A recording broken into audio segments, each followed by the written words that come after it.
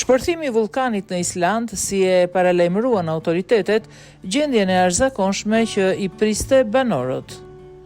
Vulkani në Island ka shpërthyer duke detyruar autoritetet të shpallin alarmin e kuq dhe të evakuojnë turistët nga zona, sipas Benedict Ofeison. Drejtori i matjeve të deformimeve, shenjat e para të shpërthimit u regjistruan pas aktivitetit sismik nëntoksor.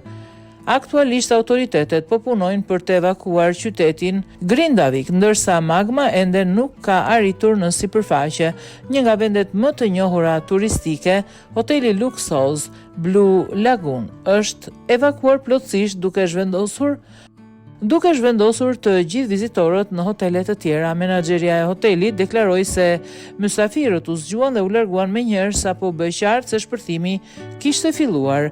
Ekspertët kishin paralajmëruar më parë se një shpërthim në kraterin e vulkanit kishte qenë shumë i mundshëm për shkak të akumulimit të magmës.